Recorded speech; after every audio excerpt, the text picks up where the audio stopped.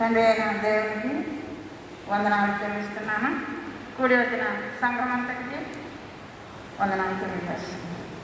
ఈ జన్మ కొరకై ఏర్పాటు చేయబడినటువంటి పాఠ్యభాగములు పాత నిబంధన పాఠ్యభాగము ప్రవక్త అయిన యెషయా రాసినటువంటి గ్రంథము 1 నుండి 7 వచనాలు నాకు పాఠ్యభాగంగా ఇచ్చారు. అలాగే సువార్త పాఠ్యభాగంగా పరిశుద్ధులైన యోహాను రాసినటువంటి సువార్త 12వ అధ్యాయము 27వ వచనం నుండి 36 వచనముల వరకు మనకు ఏదైనా పాఠ్యభాగంగా ఇవ్వబడి ఉన్నది. యెషయా గ్రంథము 6వ అధ్యాయము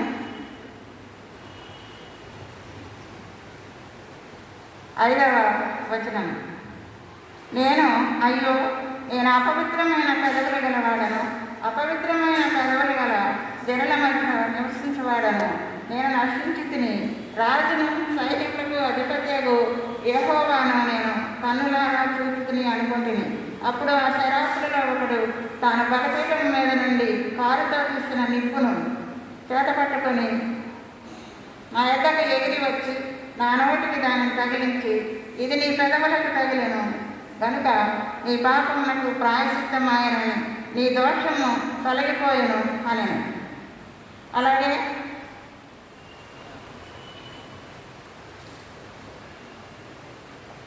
యోహాను రాసినటువంటి సువార్త 12వ అధ్యాయము 27వ వచనము చదువుకుందాం. ఇప్పుడు నా ప్రాణము కలవరపడుచున్నది, నేనేమందును తండ్రి, ఈ గడియ తటస్థింపబడకుండా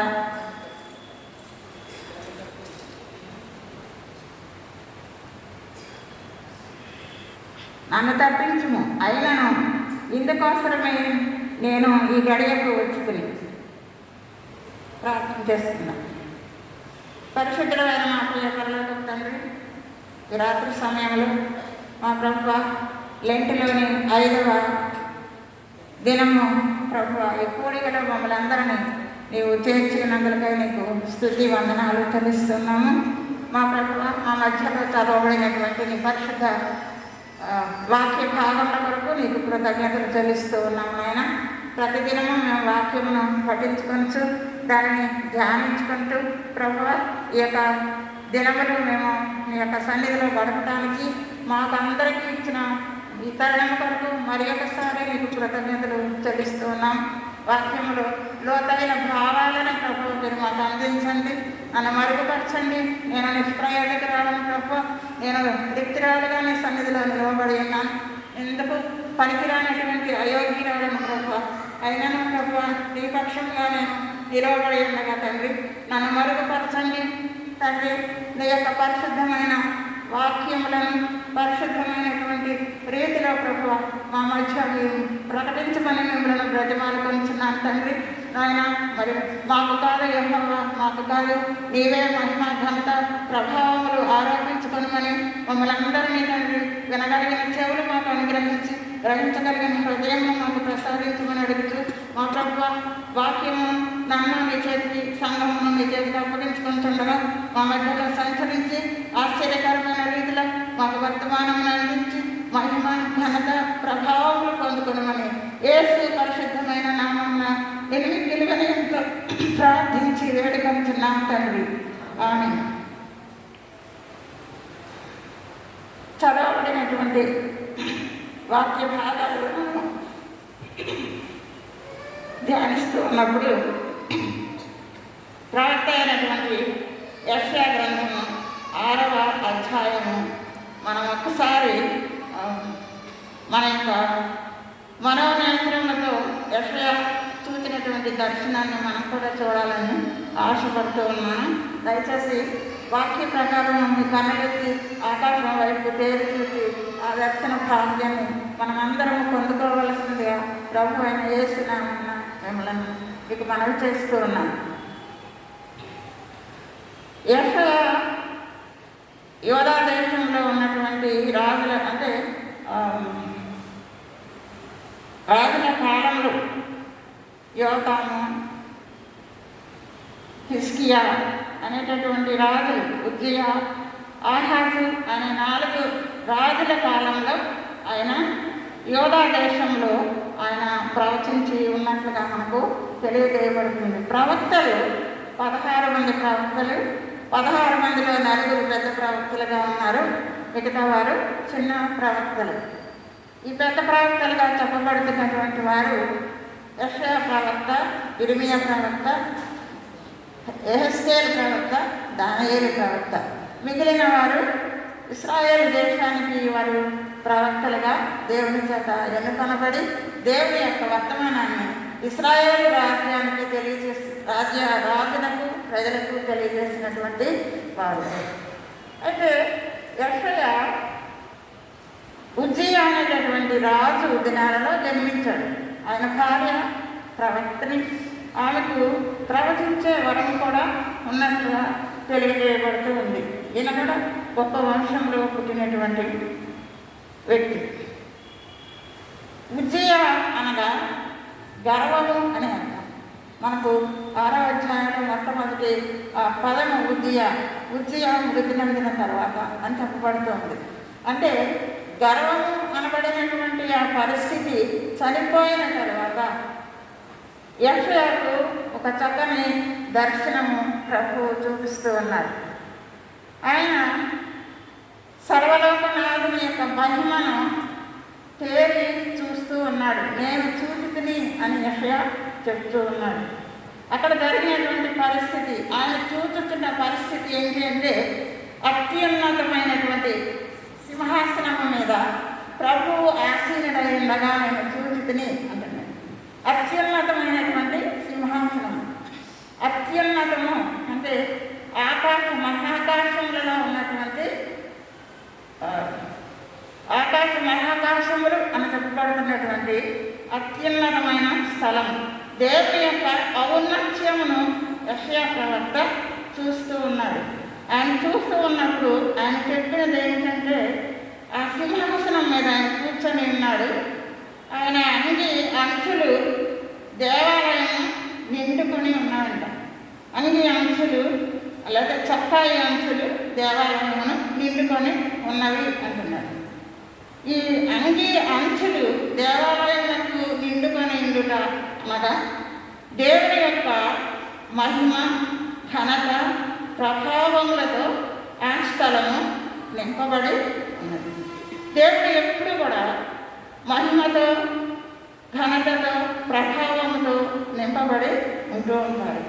యేసు ప్రభు పుట్టినప్పుడు పరలోకము నుండి దూత సైన్యము వచ్చి సర్వోన్నతమైన స్థలములలో దేవునికి మహిమ, ఆయన ఇష్టలైన మనుషులకు భూమి మీద సమాధానము కలుగుందా కానీ గానములు చేస్తున్నట్లుగా లోకస్వార్థకుడు రాస్తూ ఉన్నాడు. అలాగే ఆ మాట ప్రకారము సర్వోన్నతుని యొక్క మహిమ పరలోకమంతటా నిండుకొని ఉన్నది. అంతటి మహిమ కలిగినటువంటి ఆ యొక్క పరలోకంలో చాలామంది కోటానుకోటి దూత సమూహము అక్కడ ఆయనతో పాటు ఉంటూ ఉన్నారు. ఇక్కడ మనకి శరాపుల గురించి చెప్పబడుతూ ఉన్నది. నేను శరాపులను చూశాను అని చెప్పి యెషయా ప్రవక్త రాస్తూ ఉన్నాడు. శరాపులు అంటే ఫ్లయింగ్ ఏంజల్స్, ఫైర్ ఏంజల్స్, ఎగురుతూ ఉన్న దూతలు, నిప్పుతో మండుతున్నటువంటి దూతలు. దేవుని సన్నిధిలో మరి ఆ దూతలు నివసించేటప్పుడు దేవునికి అతి సమీపంగా అంటూ ఉన్నప్పుడు దేవుని సన్నిధి అంటే అగ్నితో సమానం. గిరిజన స్థానంలో మోషే అంటాడు, ఆయన దహించు అగ్ని అయి ఉన్నాడు అని. అదే మాట ఎబ్రీ పత్రిక 12వ అధ్యాయంలో కూడా పత్రికాకారుడు చెప్తూ ఉంటాడు, దేవుడు దహించు అగ్ని. మరి దహించేటటువంటి అగ్నితో సమానంగా ఉండాలి అని అంటే అక్కడ ఉన్న వాళ్ళు కూడా మండుతూ ఉన్న పరిస్థితి, మండుతూ ఉన్న పరిస్థితిలో ఉండాలి. కాబట్టి ఈ యొక్క మంట మండేటటువంటి దూతలుగా శరాపులు చెప్పబడుతూ ఉన్నారు. వీరి యొక్క పని ఏంటంటే వీరు దేవునికి పరిచారకులుగా ఉన్నారు. పుట్టినట్లో ఏమని రాయబడిందంటే మహాదూతలు అని రాయబడింది. మహాసైన్యం దేవుని యొక్క ఆజ్ఞానుసారంగా మరి ఆయా ప్రాంతాలకు వెళ్ళి ఆయా వ్యక్తులకు సహాయం చేయగలిగినటువంటి పరిస్థితిలో వారు ఉన్నారు. ఇంకొక మాట ఏంటంటే పరలోకపు ఆ పడక కమ్ముల పునాదులు అదిరిపోయేలాగా కదిలించబడేలాగా దేవుడిని స్తుతిస్తూ ఉండేటటువంటి గాయక బృందం. వారు ఏమని స్తుతిస్తున్నారని రాయబడింది అని అంటే దేవుడు పరిశుద్ధుడు పరిశుద్ధుడు పరిశుద్ధుడు అని. ఆయన పరిశుద్ధుడు కాబట్టి పరిశుద్ధుడు, పరిశుద్ధత, నిర్మలత్వము అక్కడ కనబడుతూ ఉన్నారు. వారు దేవునికి గాన ప్రతిగానములు చేస్తూ ఉన్నారు. వారు గొప్ప స్వరంతో పాడుతున్నారు అని మరి యెషయా ప్రవక్త చెప్తూ ఉన్నారు. ఇదంతా చూస్తున్నాడు యెషయా. మరి ఆ దూతలు 6 రెక్కలు కలిగి 2 రెక్కలతో కాళ్ళు కప్పుకొని 2 రెక్కలతో కన్నులు మూసుకొని 2 రెక్కలతో ఎగురుతున్నారు. ఎందుకంటే వారు దేవుని సన్నిధిలో వారి పాదములు కనబడనీయకుండా, వారి కన్నులు కనబడనీయకుండా కప్పుకుంటూ మరుగు చేసుకుంటూ దేవుని సన్నిధిలో ఎగురుతూ ఉన్నటువంటి పరిస్థితి. వీరందరూ ఆయనకు పైగా ఉన్నట్లుగా చెప్తూ ఉన్నారు. సరాకులే కాదు, కెరూబులు, ఇంకా అనేకమైనటువంటి పేర్లు కలిగినటువంటి దూతలు దేవుని సన్నిధిలో ఉన్నారు. ఆయన ఆజ్ఞ చొప్పున మరి ఆయన మాటకు లోబడి పనులు జరిగించేటటువంటి వారుగా ఈ దూతలు ఉన్నారట. అయితే అదే సమయంలో దేవుని యొక్క మహిమను, ఆయన యొక్క ప్రభావమును యెషయా ప్రవక్తగా కాకలకు చూస్తూ ఉన్నాడు. చూస్తూ ఉన్నప్పుడు ఆ మహిమకు అతను కదిలించబడ్డాడు. పైకి చూస్తున్నాడు, సర్వోన్నతమైన స్థలములలో దేవుడు మహిమపరచబడుతున్నాడు. అయితే చూసిన తర్వాత క్రిందికి చూసుకున్నాడు, తన వైపుకు చూసుకున్నాడు. అప్పుడు తన అపవిత్రత ఏంటో అతనికి తెలియబడి అప్పుడు అంటున్నాడు, అతనిలో ఒక కదలిక, ఒక కెమికల్ రియాక్షన్ జరుగుతుంది. అప్పుడు ఏమంటున్నాడంటే, అయ్యో నేను అపవిత్రమైన పెదవులు గలవాడను, అపవిత్రమైన పెదవులు గల మనుషుల మధ్య నేను నివసించుచున్నాను. నేను నశించితిని, రాజును నేను కన్నులారా చూశాను. అక్కడ తన పరిస్థితి చూస్తున్నాడు, తన వైపు చూస్తున్నాడు, క్రిందికి చూసుకుంటున్నాడు. తనెంత అయోగ్యుడు, తనెంత అపవిత్రమైనటువంటి వాడు తెలుసుకుంటూ మరి అంగలారుస్తూ ఉన్నాడు. అయ్యో అంటున్నాడు. అయ్యో అంటే అది చాలా వేదనకరమైనటువంటి పరిస్థితిలో పలకబడేటటువంటి మాట. పరిశుద్ధ గ్రంథంలో చాలాసార్లు అయ్యో అన్న మాట వ్రాయబడి ఉన్నది. ఆయన సందర్భాలను బట్టి వ్రాయబడినటువంటి మాట. ఇక్కడ యెషయా మరి అయ్యో తన పాపస్థితి తెలుసుకుంటూ ఉన్నాడు. ఇక్కడ ఒక మాట మనం జ్ఞాపకం చేసుకోవాలని నేను ఆశపడుతూ ఉన్నాను. మానవ శరీరంలో ఉన్నటువంటి ప్రతి అవయవము పాపమునకు లోనవుతూ ఉంటూ ఉంది. ఈ లోనయ్యే పరిస్థితి ఎక్కడి నుండి వచ్చింది అని అంటే, కన్నులారా మనం చూసినటువంటి పరిస్థితి ఒకటి, శరీరము కావలసింది కోరుకుంటామనే పరిస్థితి ఒకటి, అంతా అనుభవించిన తర్వాత నేను అనుభవించాను అనేటటువంటి ఒక విధమైన డంబము కలిగినటువంటి పరిస్థితి కనబడుతుంది. అంటే నేత్రాశ, శరీరాశ, జీవపు డంబము, ఈ మూడుని బేస్ చేసుకొని పాపము అనేటటువంటిది మరి ఒక్కొక్క అవయవంలో నుండి బయటకు తీసి మనిషిని అపవిత్రపరచడానికి దోహదపడుతూ ఉంది. అవయవాలతోటి అందుకని యెషయా గ్రంథము 1వ అధ్యాయంలో ప్రభువు అంటాడు, అరికాల మొదలుకొని నడినెత్తి వరకు ఎక్కడ కూడా స్వస్థత లేదు. పచ్చి పుండ్లు, గాయములు, తైలములో మెత్తన చెయ్యబడలేదు, అవి పిండబడలేదు అంటున్నాడు ప్రభువు.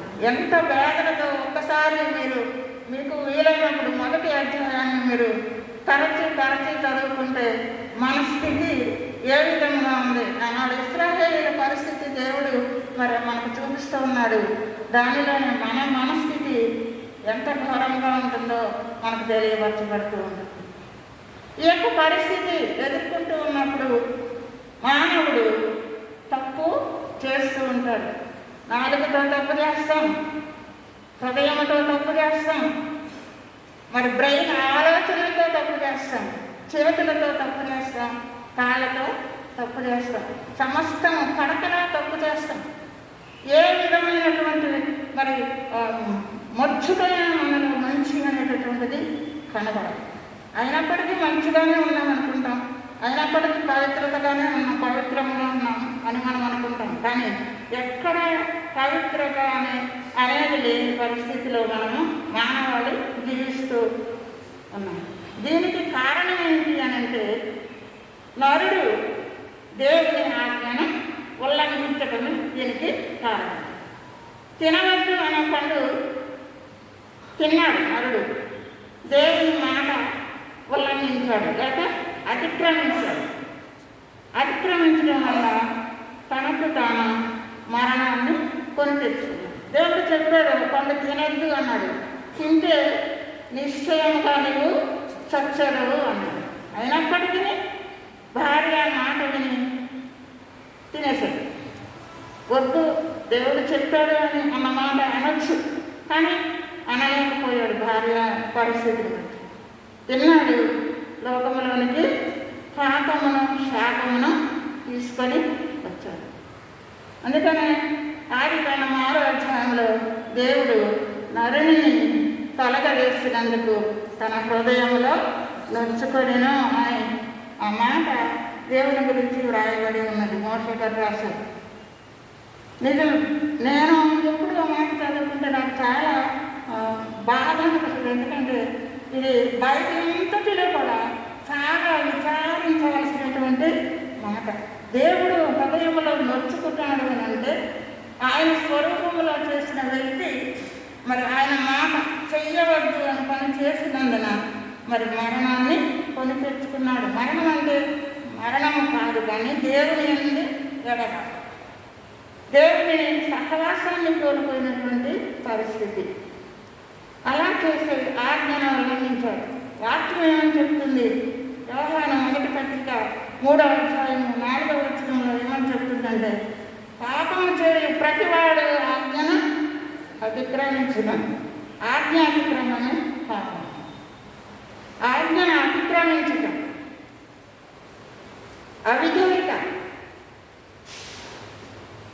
అవిధేయత తిరుగుబాటు, ఇది పాపం. దేవుని విసర్జించటం అంతకన్నా ఘోరమైన పాపం ఇంకొకటి లేదు. అయితే మరి ఆ పరిస్థితి నుండి దేవుడు ఆ నరుని ఏ విధంగా కాపాడాడు, అసలు ఎందుకు ఆ పరిస్థితి వచ్చింది అని ఒక్కసారి మనం ఆలోచించుకుంటే ఆదికాండము 3వ అధ్యాయం పదే మనం వింటూ ఉంటాము. అయినా పదే మనం జ్ఞాపకం చేసుకోవాల్సిన అధ్యాయం. అది లేకపోతే మానవులకు రక్షణ విలువ తెలియదు. అక్కడ దేవుని మాట ఉల్లంఘించినందువల్ల దిగంబరత్వము, చెట్ల చాటున దాగుకొనుట, అంజూరపు ఆకులు పచ్చడములుగా పట్టుకొనుట. దేవుడు పిలిచినప్పుడు నేను ఇక్కడ దాక్కున్నాను అని చెప్పగలిగిన స్థితి, ఆ యొక్క దౌర్భాగ్యమైన స్థితి నరునికి కలిగింది.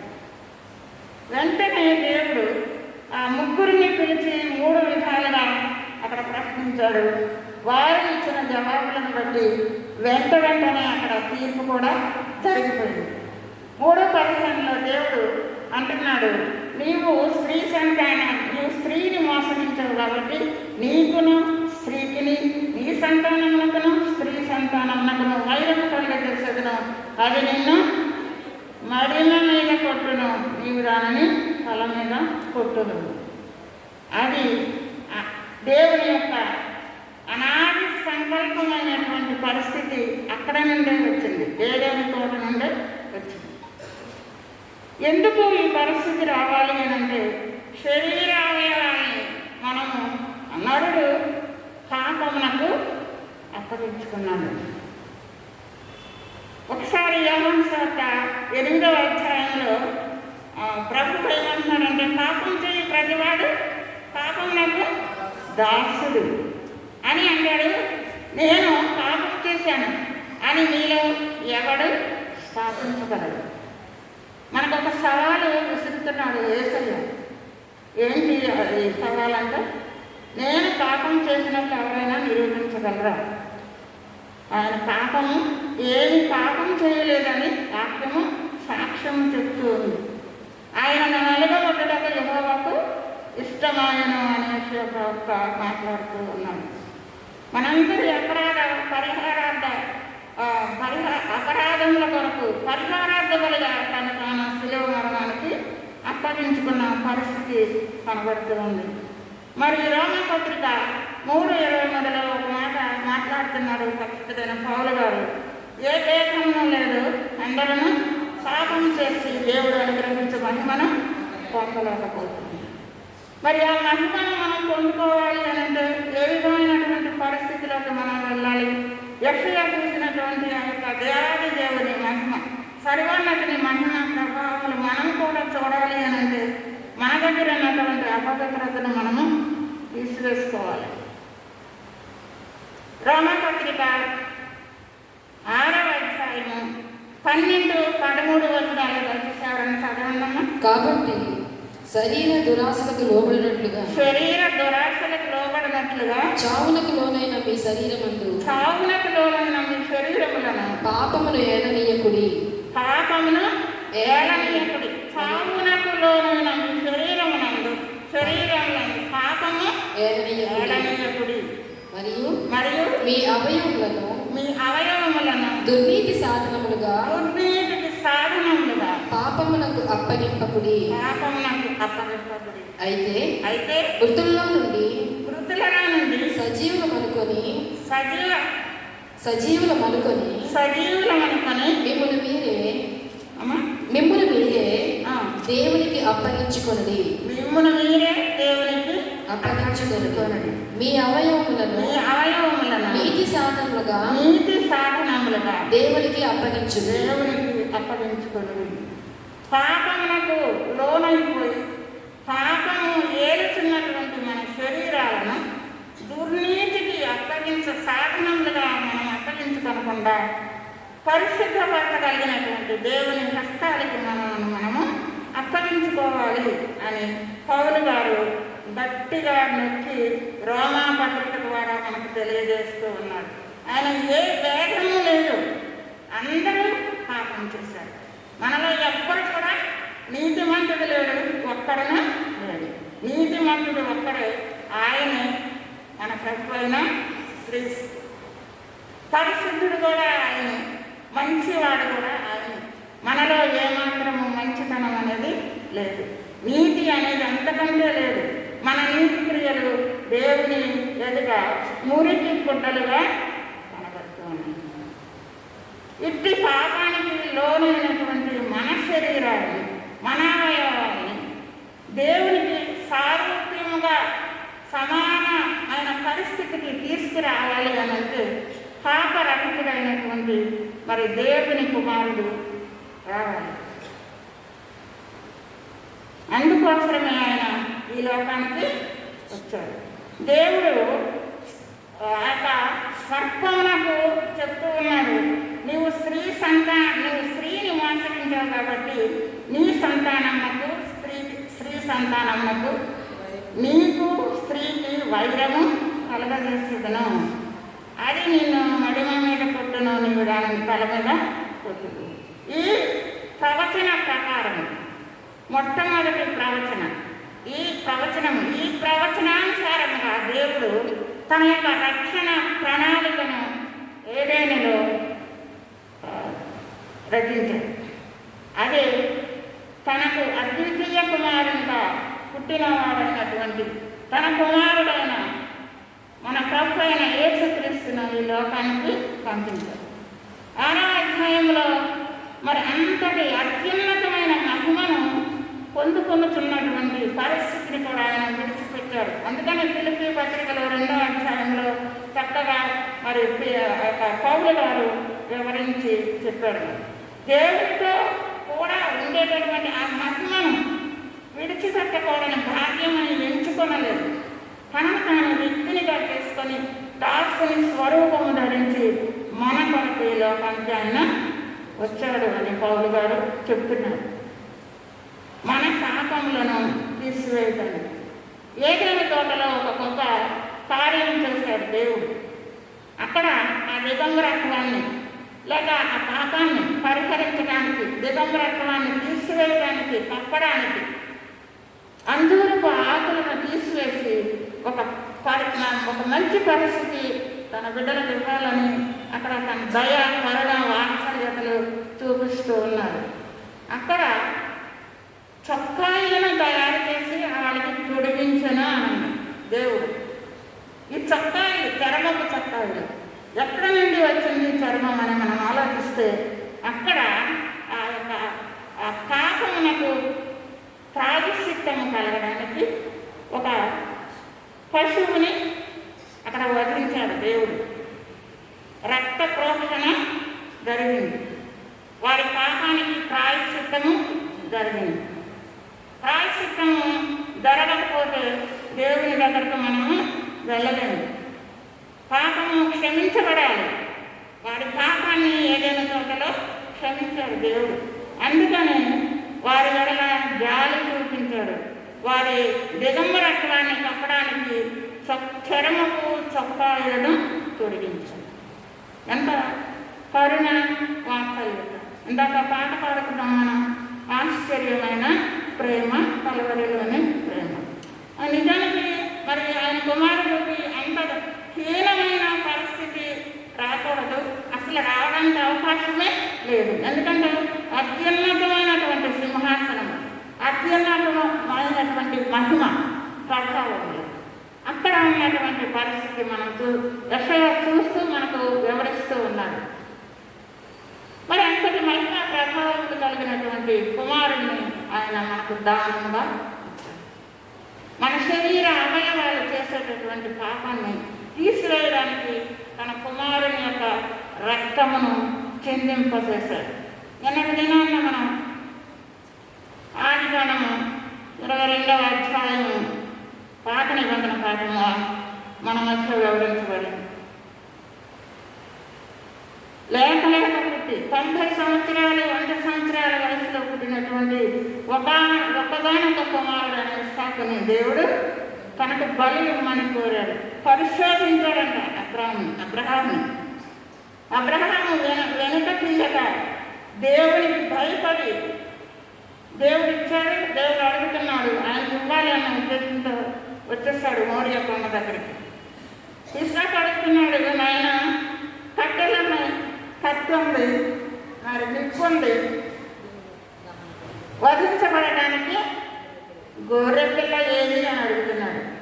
వెంటనే తండ్రి చెప్పిన సమాధానం, వృద్ధుడైనటువంటి తండ్రి చెప్పిన సమాధానం, యెహోవా ఈరే, దేవుడే చూసుకున్న గొర్రెపిల్ల సంగతి. ఎంత ధైర్యంతో వెళ్ళాడు.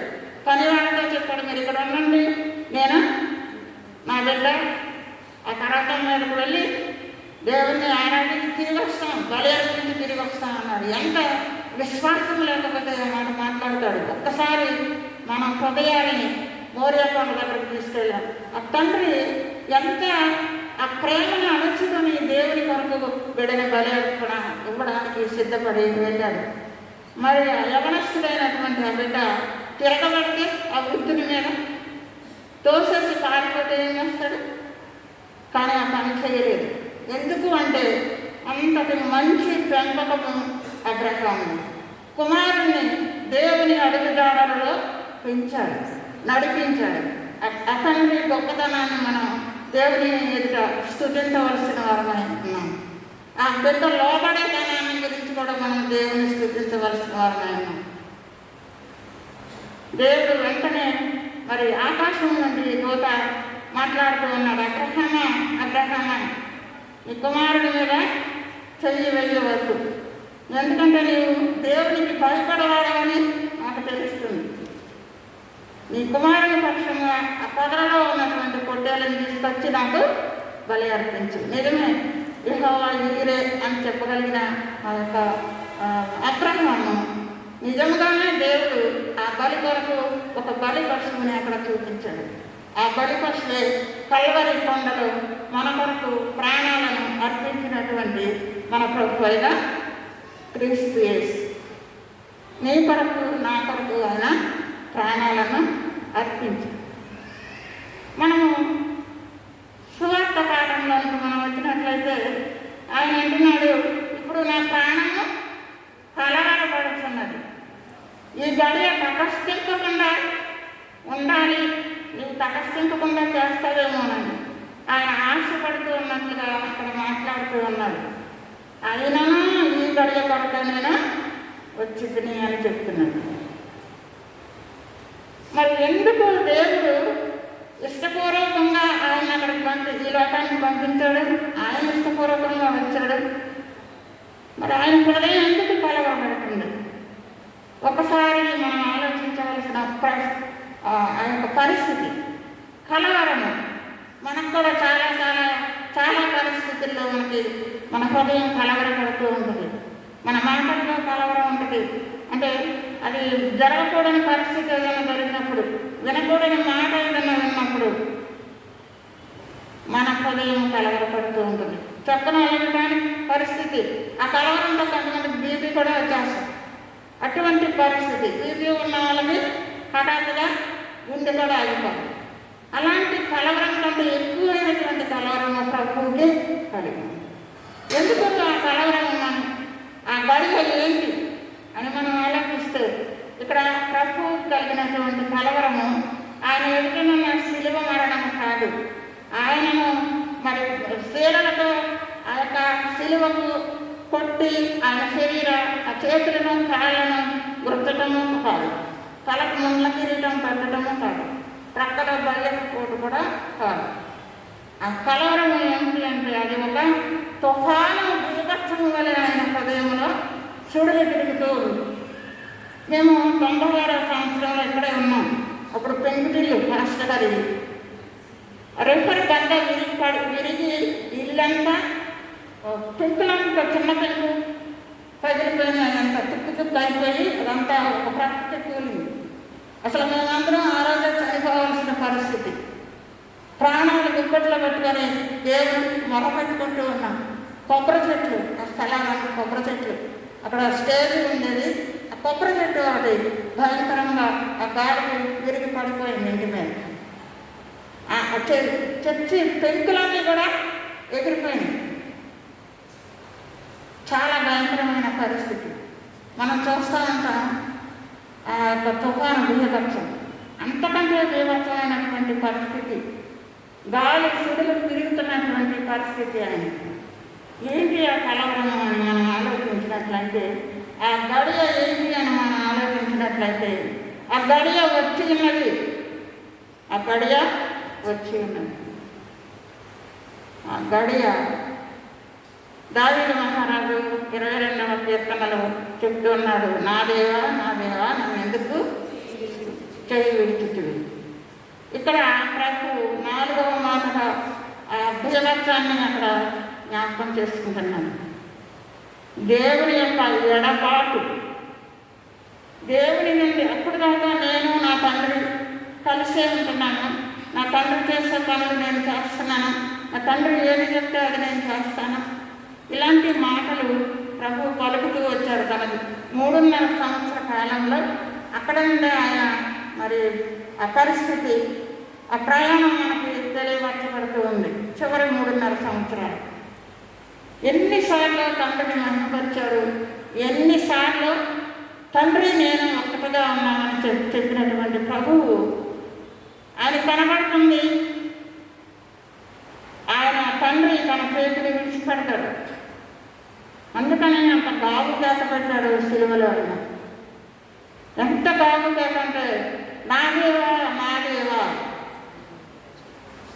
తండ్రి అన్న మాట లేదు అక్కడ, నా దేవా అనేటటువంటి మాట అక్కడ మాట్లాడుతూ ఉన్నాడు. బిగ్గరగా కేక వేస్తూ ఉన్నాడు, నన్ను ఎందుకు చెయ్యి విడిచిపెట్టావు, ఇన్ని శ్రమలు భరిస్తూ ఉన్నప్పటికీ నేను ఓర్చుకుంటున్నాను, ఎందుకంటే నీవున్నావని.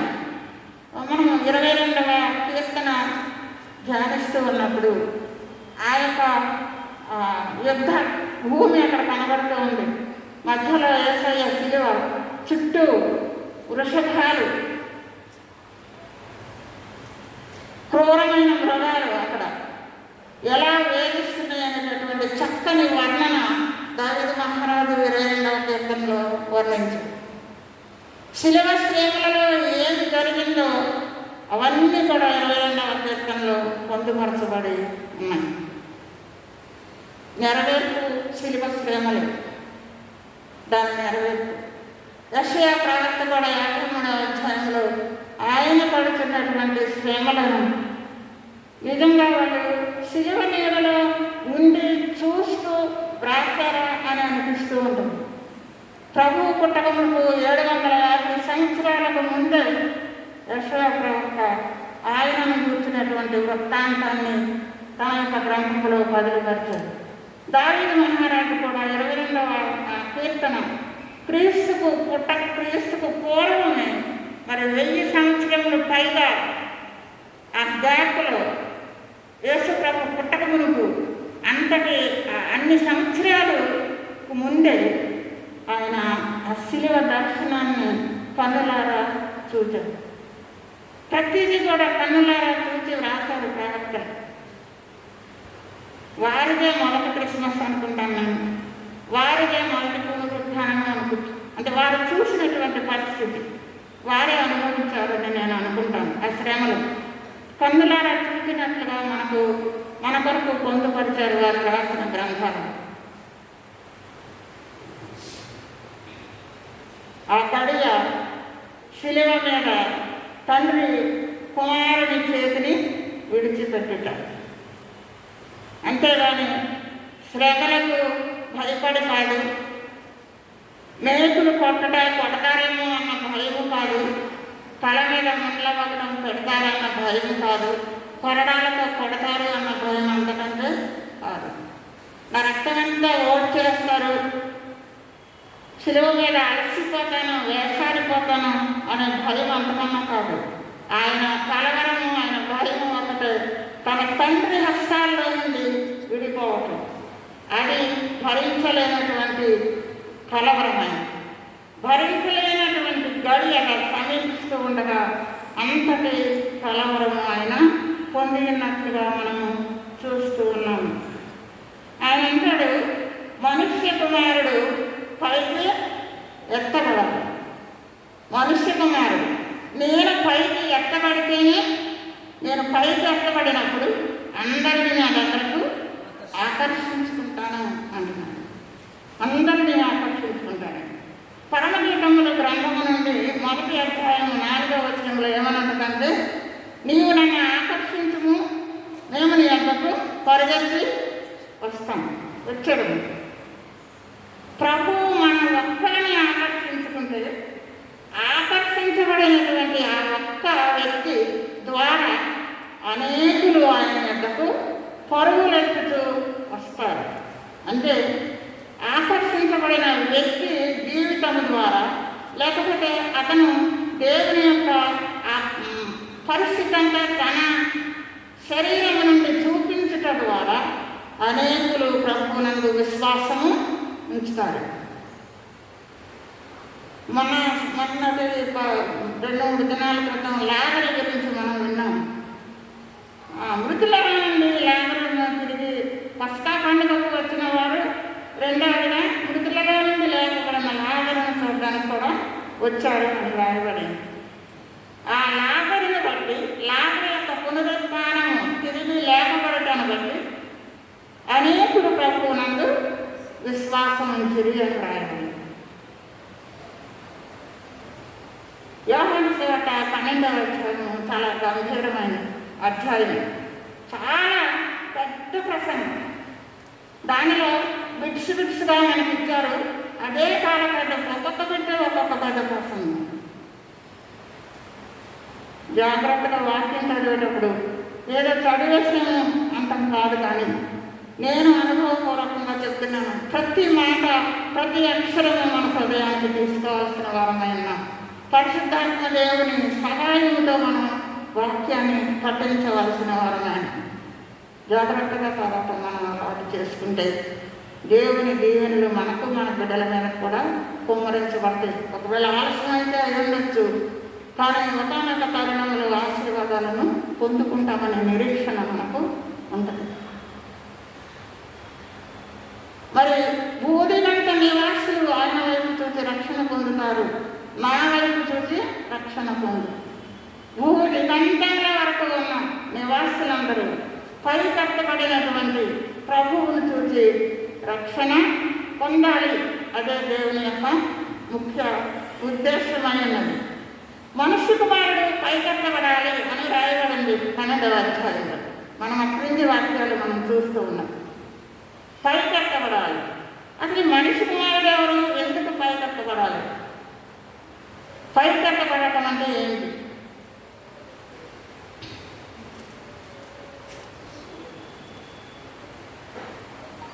యోహాను సువార్తకు ఒక ప్రత్యేకత ఉంది.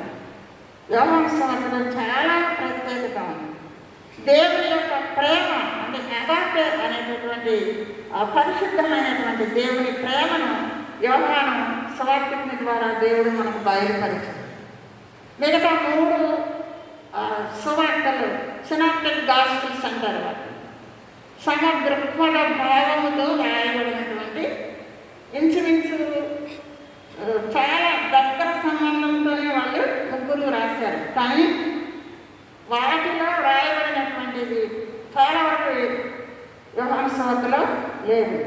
యోహాను సువార్తలో అది ఆత్మీయమైనటువంటి పరిస్థితి చెప్పుకోవాలి అంటే అది అంటే 3 సువార్తల్ని ఏదో అని మనం అనుకుంటాం కాదు, కానీ ప్రత్యేకంగా ఈ సువార్తికుడు దేవుని చేత వాడబడి ఉన్నారు. సువార్త రాసే పరిస్థితి దేవుని ప్రేమను లోకానికి అందించాడు. ప్రతి అధ్యాయము ఒక ప్రత్యేకమైన శీర్షిక పెట్టుకోవచ్చు. మనం చాలా అది అర్థవంతమైనటువంటిది.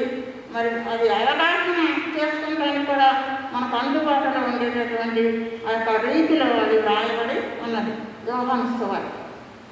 ఇక్కడ మనుష్య కుమారుడు పైకెత్తబడాలి.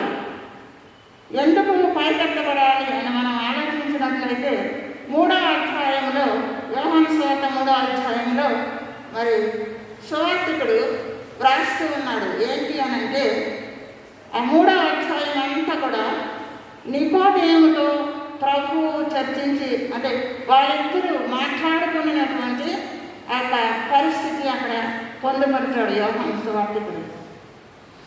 ఒక సత్యాన్వేషిగా నికోదేము ప్రభు దగ్గరికి రాత్రి వేళ వెళ్ళినట్లుగా యోహాను సువార్తికుడు వ్రాస్తూ ఉన్నాడు. చక్కని సంభాషణ వారి మధ్య జరుగుతూ ఉంది. అనేకమైనటువంటి సంగతులు నికోదేముతో పంచుకున్నాడు యేసయ్య. నికోదేముకు బోధించాడు. ఒకటి నీటి మూలముగాను ఆత్మ మూలంగాను తిరిగి జన్మిస్తేనే కానీ పరలోక రాజ్యంలో ప్రవేశించడానికి వీలు లేదు అని ఆయన ఆ సత్యాన్ని 3వ అధ్యాయం ద్వారా నికోదేముతో మాట్లాడిన మాటల ద్వారా లోకానికి ప్రభువు తెలియపరుస్తూ ఉన్నాడు. అదే మనం ఇంకా మరి క్రిందికి వచ్చినట్లయితే అక్కడ ప్రభువు నికోదేముతో ఒక మంచి మాట చెప్తూ ఉన్నాడు. ఏమని చెప్తూ ఉన్నాడంటే 14-15 అనుకుంటా. ఏమని చెప్తున్నాడంటే అరణ్యములో మోషే సర్పమును ఎలాగూ ఎత్తెను అలాగే విశ్వసించు ప్రతి వాడును నశింపక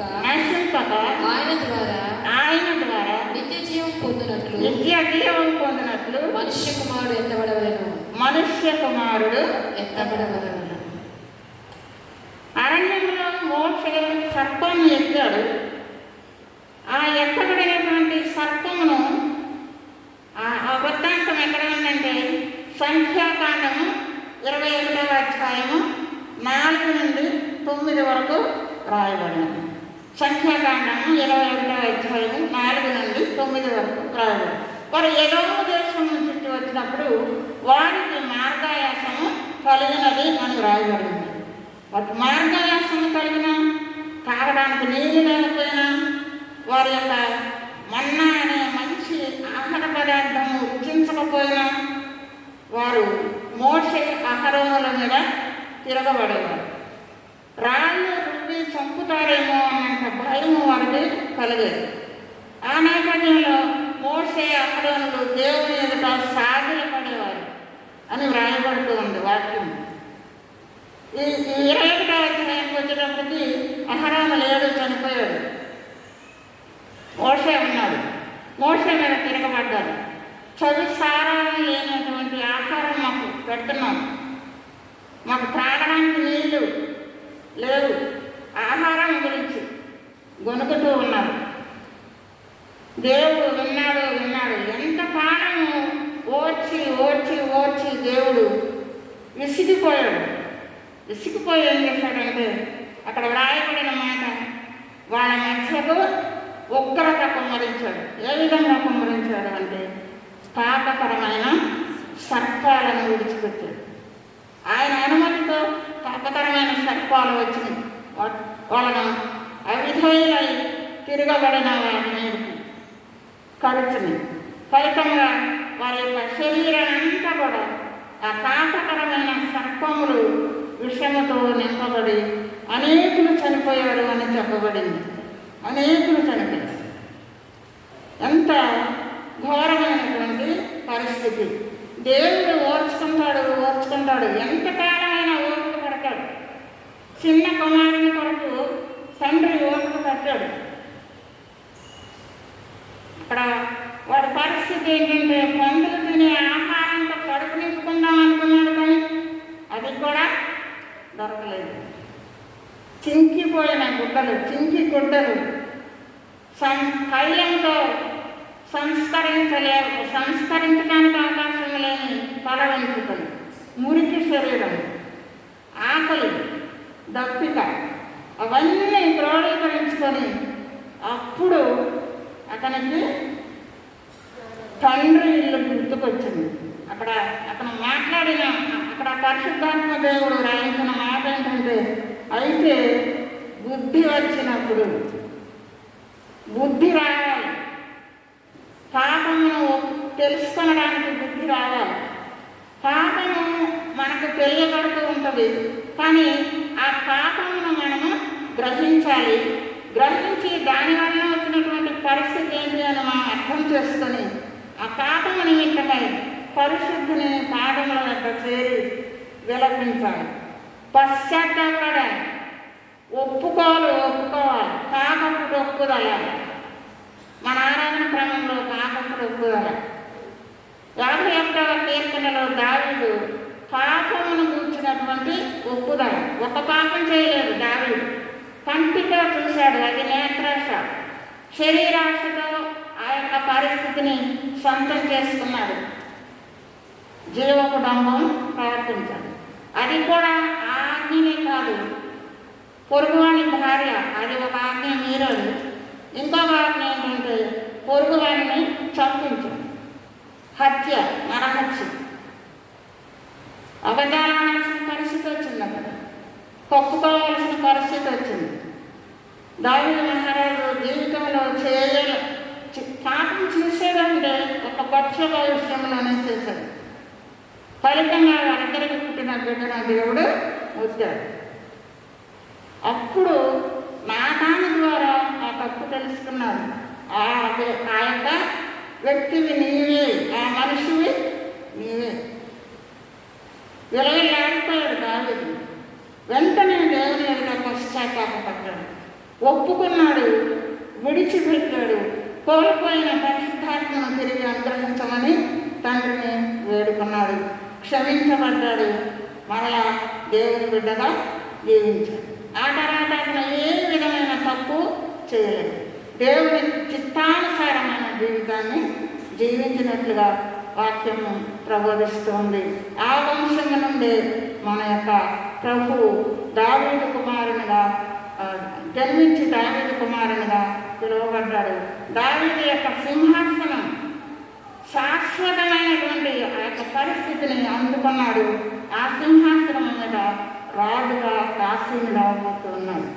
దావీదు యాకోబు వంశస్థులను యుగ యుగంలో ఏలును అని దూత ప్రకటిస్తూ ఉన్నాడు.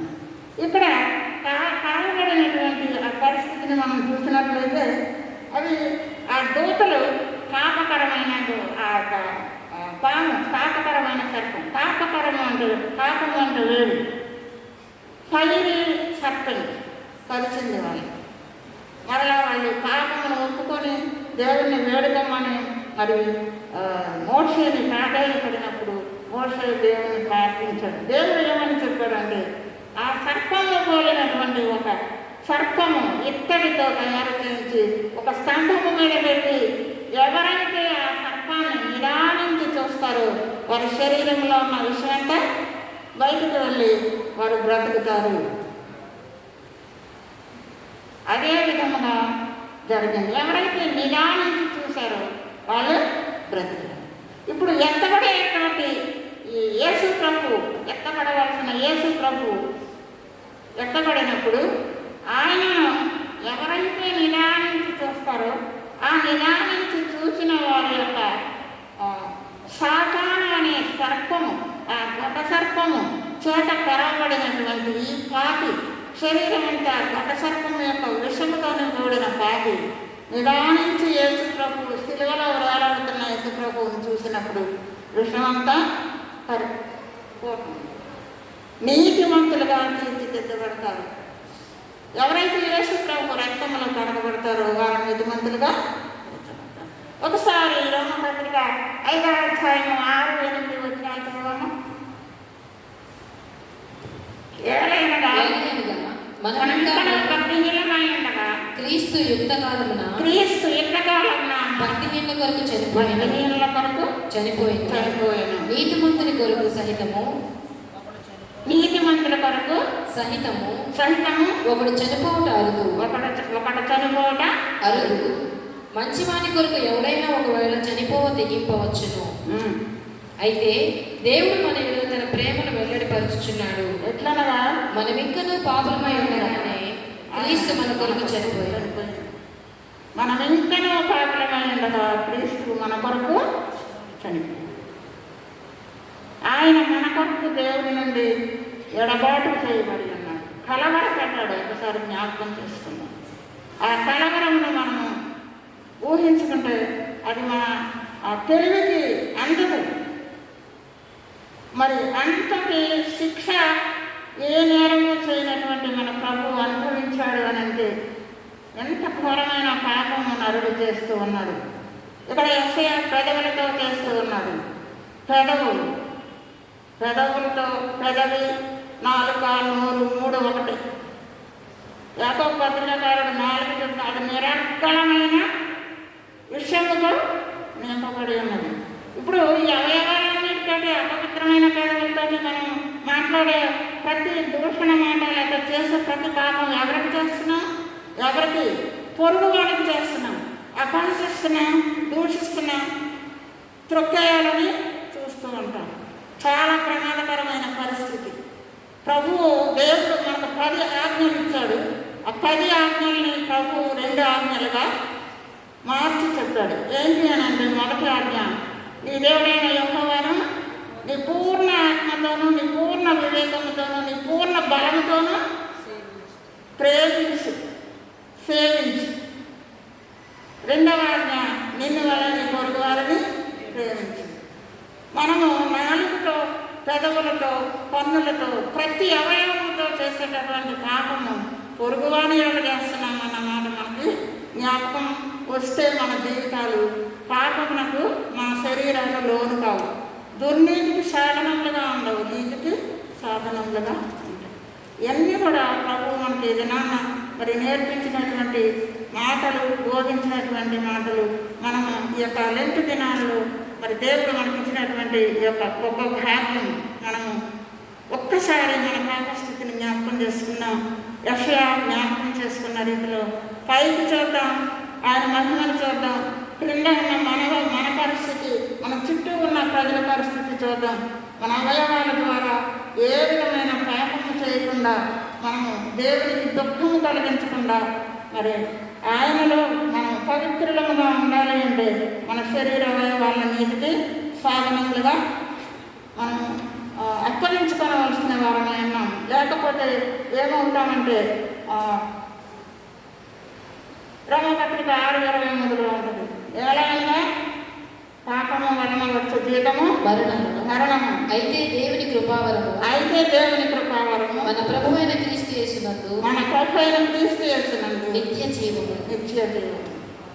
నిత్య జీవము అది మనకు కావాలి అని అంటే ప్రభు అయిన యేసుక్రీస్తునందు మనం విశ్వసించాలి.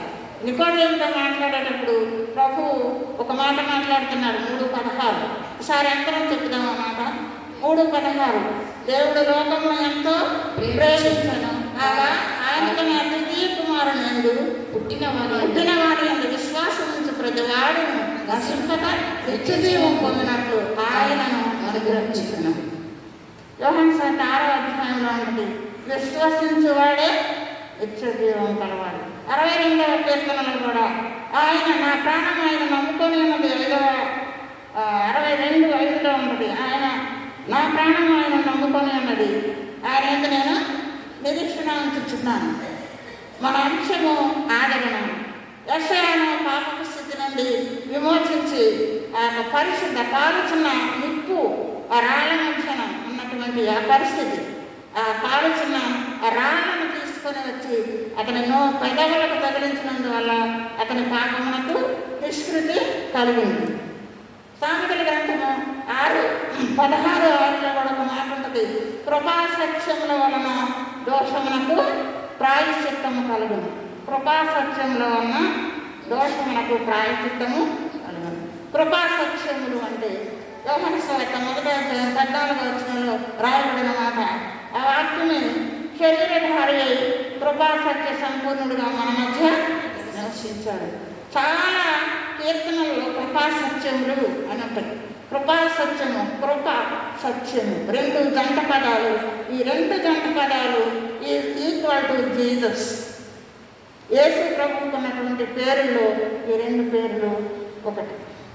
కాబట్టి నిత్య జీవము మనకు కావాలి అని అంటే ఆయన ద్వితీయ కుమారుడుగా పుట్టినవాని యందు విశ్వాసం ఉంచుదాం. ఆయన అనుగ్రహించే నిత్య జీవాన్ని మనం పొందుదాం. దేవుని బిడ్డలుగా ఈ లోకంలో వర్ధిల్లి పరలోక రాజ్యమునకు వారసులముగా ఉండటకు దేవుడు తన పరిశుద్ధాత్మ సహాయమును మనకందరికీ అనుగ్రహించి నడిపించిన గాక. చిన్ని ప్రార్థన చేస్తున్నాం. ప్రభు మా దేవా, ఈ సమయంలో ప్రభు ఈ నామమును మరింత ఘనపరుస్తూ ఉన్నాను తండ్రి. ఆయన ఎన్నికలైనటువంటి నన్ను నీవు నిలవబెట్టి ప్రభువ నన్ను మరుగుపరిచి తండ్రి అందరికీ వాక్యాన్ని బోధించిన విధానాన్ని బట్టి కృతజ్ఞతలు తెలుస్తూ ఉన్నాం. మేము వినిన వాక్యము తండ్రి మా హృదయంలో భద్రపరుచుకొని సర్వోన్నతమైన స్థలములలో అత్యున్నతమైన సింహాసనం మీద కూర్చొని ఉన్న నిన్ను మేము ప్రభువ మహిమపరచి తండ్రి అంగీకరించి ఈ రాజ్య వారసులుగా మేము ఉండడానికి సహాయం దయచేయమని, ఈ రక్తంతో మమ్మల్ని కడిగి పవిత్రపరచమని యేసయ్య శ్రేష్టమైన నామమున అడిగి వేడుకొంటున్నాను తండ్రి. ఈ యొక్క సమయాన్ని నాకు ఇచ్చినటువంటి ప్రోగ్రాం కమిటీ వారికి, చైర్మన్ గారికి మరి కృతజ్ఞతలు తెలియజేస్తూ దేవునికి మహిమ కలుగులాగా ఈ పరిచర్య ఉన్నట్లు దేవునికి కూడా మహిమను ఆపాదిస్తూ ఈ వర్తమానాన్ని ముగిస్తూ ఉన్నాను.